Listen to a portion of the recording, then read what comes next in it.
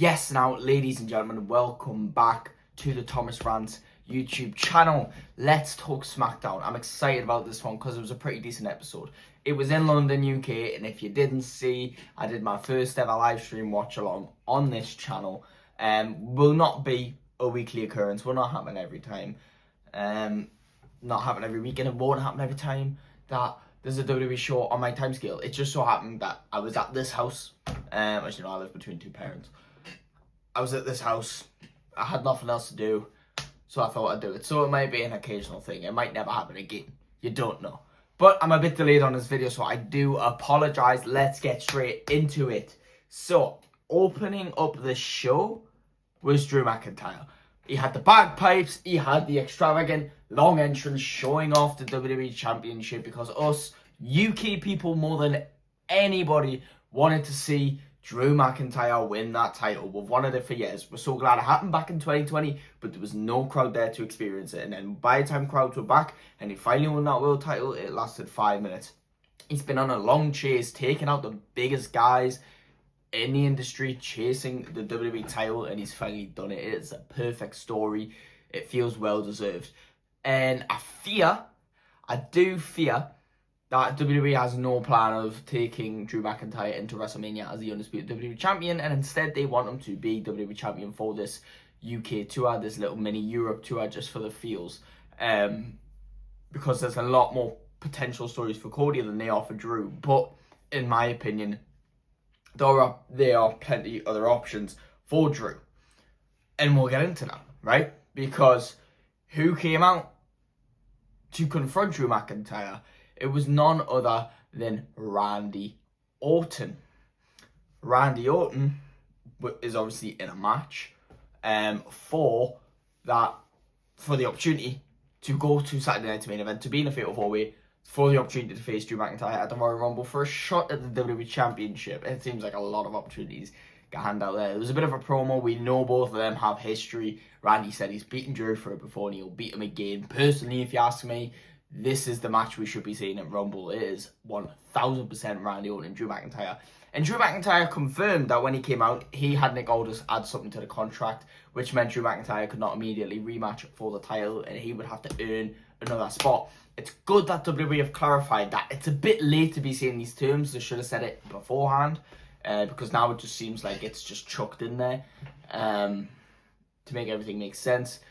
But this is good that they've identified this, because it would make no other sense otherwise for Cody to not go after the title. It allows for the Cody Jacob Fatu feud, and it allows for Drew to face someone else, right? So, Jacob Fatu came out. Obviously, we know he was there last week to screw Drew. He ended up actually helping Drew, and the feud's been between them all along. So he had a bit of a scrap with Drew. Drew darted out of there. This is when the Miz attacked Randy Orton with a skull-crushing finale out of nowhere. I mean, literally out of nowhere done Randy Orton. And then they started their match. This was the first of 4 matches to qualify for Saturday Night's Main Event.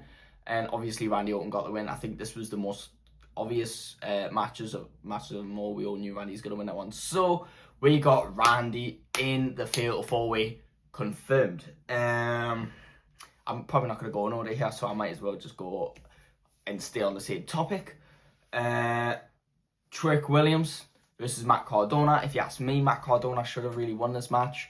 He makes more sense. You know, he's been around. He's one of those guys that's been around longer. I would think him and Randy being in the same match, or him potentially facing Drew, makes a lot of sense. Randy is a former friend of Cody Rhodes, just like Sami Zayn, somewhat Damian Priest, and Matt Cardona would make sense to be another one of Cody's friends who was challenging for Drew's title. And I know Trick's just came up and he's got a lot of heat, but he's also got a lot of time for opportunities like that. I feel like Matt Cardona will need to take a drop on, especially since he's just came back. We don't want him taking some bad losses, you know. So unfortunately, it didn't go down that way, and Trick Williams did in fact beat Matt Cardona, which I'm not too mad about because I love Trick Williams, and his entrance went off in London, man. His entrance went off, man. London, mwah. I was complaining about Germany saying the crowd either wasn't there or WWE cut the crowd out. I still think WWE are minimizing. minimalising the crowd a bit. But London, fuck off. Great crowd. The pop Trick Williams got, the whoop that trick chants, they were fantastic. They were nothing short of fantastic. Anyways, Trick Williams got the match, so now we know it's Randy and Trick in that fatal four-way. Shortly after this, when Matt Cardona and Trick Williams were exiting, we had Kit Wilson make his entrance out there. London ate this up. As we know, he's from London, hometown. Last time SmackDown came to London, Pretty Deadly had a shot at the tag team titles and they got embarrassed, which is just not on. And his theme has recently been released and people have been liking it, and it's been a bit of an over thing. London has now just put over Kit Wilson. This was perfect, maybe deliberate, genius timing from WWE to release this hot, why did I say hot? To release this good theme tune right before he's going to his hometown. You know, if anyone is going to give that theme tune a good reaction to help kickstart his solo heat, is nothing other than his hometown. So this was perfect timing. And obviously he runs around calling people toxic and all this sort of stuff. And he actually attacked Matt Cardona. And then continued playing his theme and let London eat it up, which is great. Started cutting a promo on the mic, and that's where Jacob Fatu came back out and attacked Kit Wilson, got him out there. So we're probably going to have a Matt Cardona-Kit Wilson feud, which Matt Cardona can't lose, because if he's come all the way back to WWE after all these years of rebuilding himself to not win that opportunity against Trick Williams and then lose to Kit Wilson, regardless of whether you're trying to put them over or not, I'd be not happy if I was Matt Cardona. And Jacob Fatu came to cut a promo on Cody Rhodes, who came out earlier before then to cut a promo on Jacob Fatu. And Cody obviously knows he can't challenge for that title, so Cody declared himself as the number one entrant in the Royal Rumble, which I think is perfect. He's obviously going to last to the end, and they're going to make him look like a proper hero, but he's not going to win. And this is their reasoning for not having him win, is he came in at number one.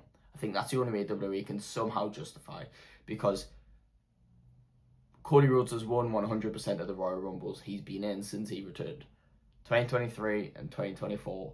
And he wasn't even in the 2025 one. So this would be their reasoning for having him lose the Royal Rumble match. But then he also called out Jacob Fatu for costing him the title. He said he owes him a couple of receipts and stuff like that.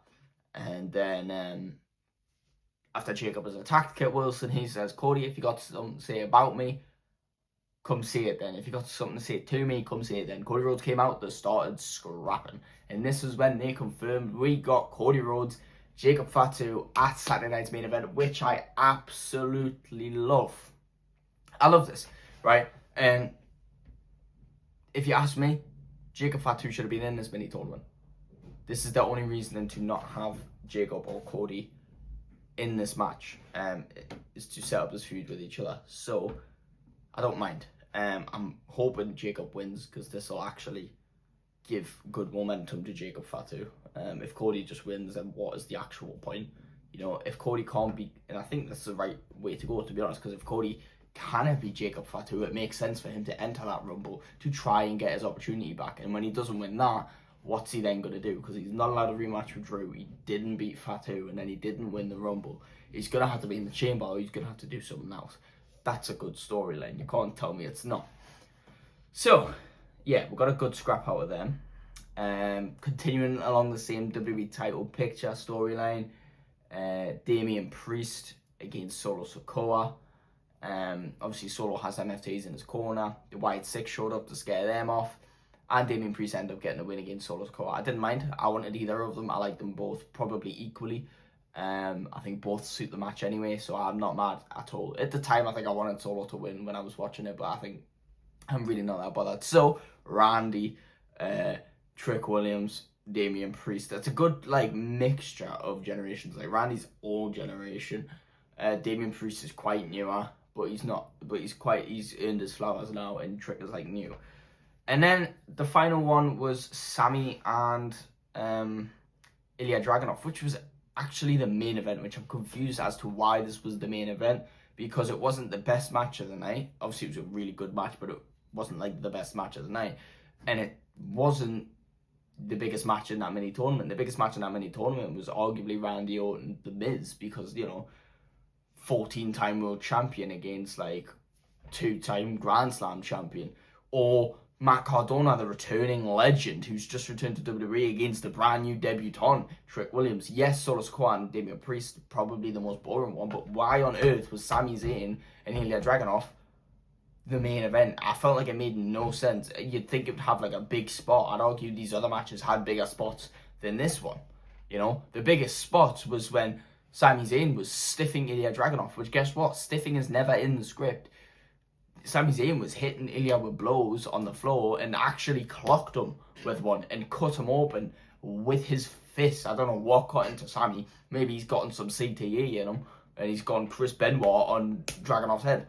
And then at one point when Dragunov hit the senton off the rope, Sami put his knees up and dug his knee in the back of his head, which could be done accidental. But at the same time, I think Ilya actually has a receipt or two for Sami Zayn, if I'm being honest. And he didn't give them because Ilya loves the violence. That's his selling point. And as much as he calls himself the violent man, he is actually the one who takes the violent blows all the time. And Sami got the win, which I'm not surprised at. Obviously, it would be very quick for Ilya to jump from US title to WWE title. And Sami makes the most sense for that match and for the WWE title picture. Plus, it's Saudi Arabia.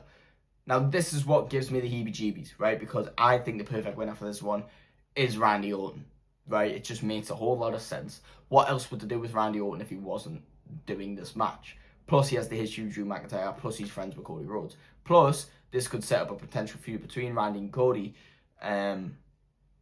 for Mania because Randy got that opportunity that Cody arguably deserves. And I fear that because it's in Saudi Arabia and people think Sami's going to win the Rumble, and obviously he should not be winning the Rumble. It's just not right now. Obviously, 2 years ago, Sami should have been winning the Rumble, but he didn't, you know. Yeah, I have a fear that it's going to be Sami Zayn. And to be honest, Sami has that friendship with Cody, and the story could still work the same. I just think it works better with Randy Orton, and I do not want Sami to win that match at Saturday Night's Main Event. I do not want the opportunity to go with Sami. And although I like every single man in this match, probably Sami the least, but doesn't make any difference really. There's only one right answer for me, and it's Randy Orton. So I'm hoping that's what we'll get. Don't mind if it's not. And to be honest, this whole picture ran the whole night. Despite having 4 matches, we still had 3 other matches, but this ran the whole night. I mean, Drew McIntyre was still backstage the whole night. At one point, ran in Ilya Dragunov, who was like, mate, I'm coming for that title. And then at one point, when Trick was cutting an interview near the end of the show, he ran into Damian Priest. Apparently, they set up a match for next week, right before Saturday Night's Main Event. I think either he ran into Sami and taunted him, saying, "Oh, you said you thought, you kind of wished I was going to win, but you thought Cody was going to retain, and here I am." You know, we've got some proper, they've built up a nice title picture in 2 weeks. Like, it shows what WWE can do, just sometimes often choose not to do. It's mental.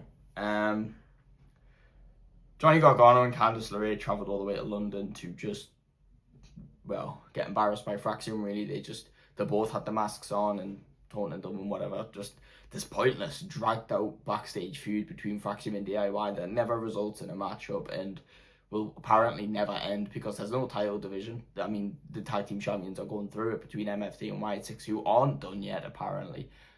Which is fair enough because last week's match, although it wasn't bad, it just not the end of like a massive feud when you have 2 factions. So that might I fear it might actually go all the way through to WrestleMania, which I pray not, because that is a long way away.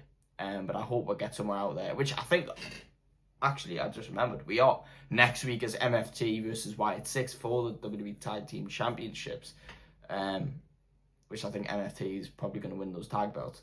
If you ask me who it should be, I think probably Tama Tonga and Jay-Z Mateo, because Tama Tonga wants to chase that United States Championship, which again he had a run in with Shinsuke in the back, saying the exact same thing that he did a couple weeks ago. Once we've got the tag belts, I'm coming for that US belt. So I definitely think it should be Tama Tonga and JC Mateo going after those tag belts.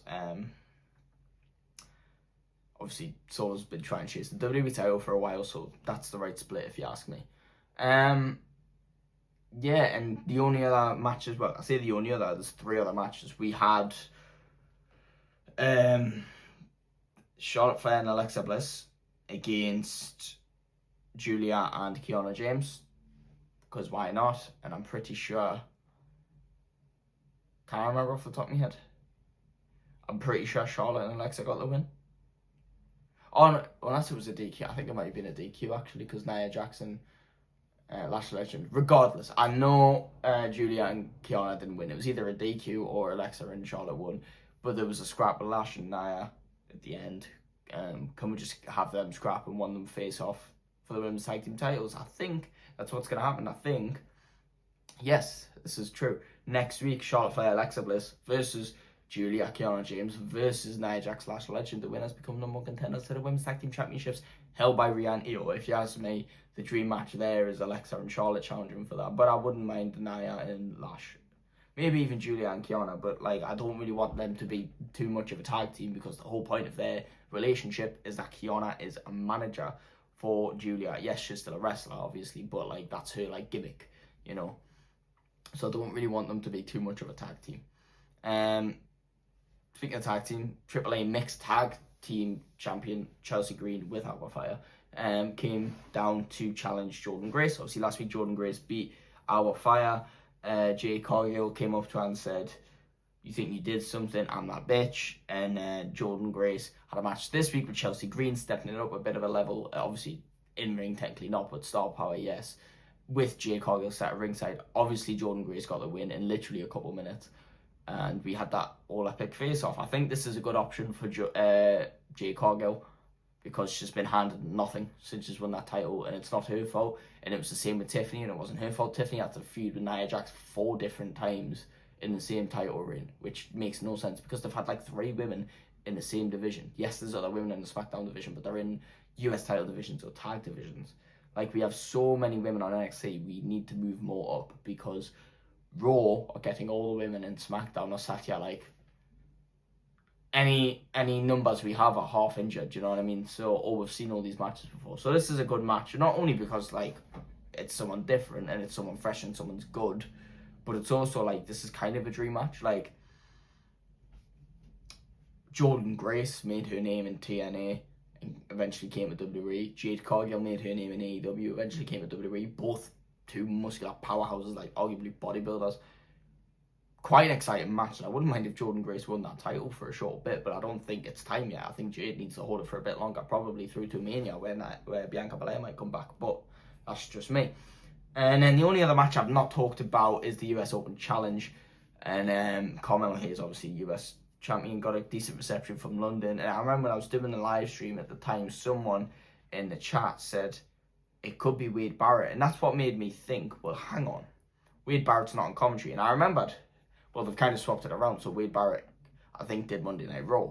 But then I was like, but surely you wouldn't miss the opportunity to commentate in London, you know? So I was kind of thinking it might be Wade Barrett, you know, because I'm pretty sure he's cleared. But it wasn't, which I'm obviously not too mad about, because I didn't really expect it. It was just a thought in the back of my head. It was actually Leon Slater, which is actually pretty cool, because we've never seen him on the main roster. He's a TNA champion, and he's from Bradford, which it's not in London, but it's in England, you know what I mean? It's good enough. And to be honest, London, I'm disappointed. You gave a better reception for Carmelo Hayes than you did for Leon Slater, and you only cheered him when you heard where he was from. I'm guessing half these people, well, we know some of the main roster don't watch NXT, and a lot of people in WWE don't watch TNA. So to not watch NXT and not watch TNA, some people really didn't actually know who he was, which is mental. Only when they heard Bradford, England, were they chanting he's one of our own. And this match was obviously good. I felt like if they had a bit more time, they could have done a lot more cool things in that match, but pretty decent match. Obviously, Carmelo retained. I just need to see Carmelo Tama Tonga now. We don't need to see Nakamura challenge for the title again. We don't need to see Tama Tonga go through Nakamura. We just need to see Tama Tonga challenge for that title, because he's been eyeing up that title since Ilya Dragunov had it. I think maybe even before. You know, since he's returned, he's been eyeing up that title, and we've had a title change since then, and he's not challenged once. So can we have it, please? Okay. Match of the night.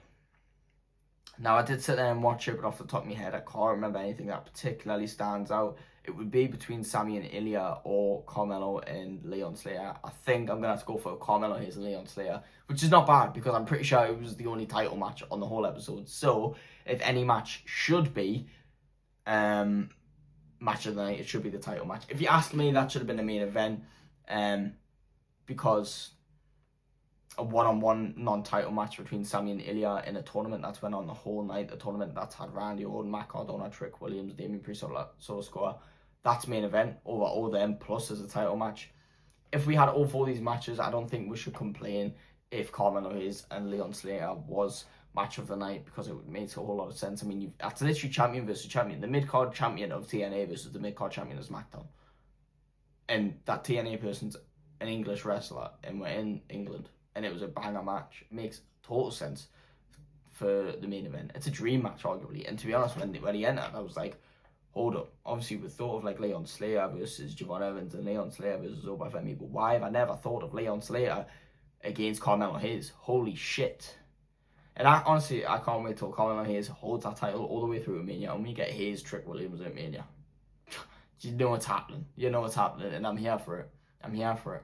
My dream match, honestly, is like Carmelo Hayes, Trick Williams, Javon Evans, Oba Femi, and that's not all high flyers, because Trick and Oba aren't high flyers. Yes, Carmelo Hayes or Javon Evans are, but those guys have chemistry, and they know how to sell. They know how to put on good matches. That's my dream match, genuinely, but that won't happen. That will just simply never happen, and especially on a stage like WrestleMania, because then they'll have to perform.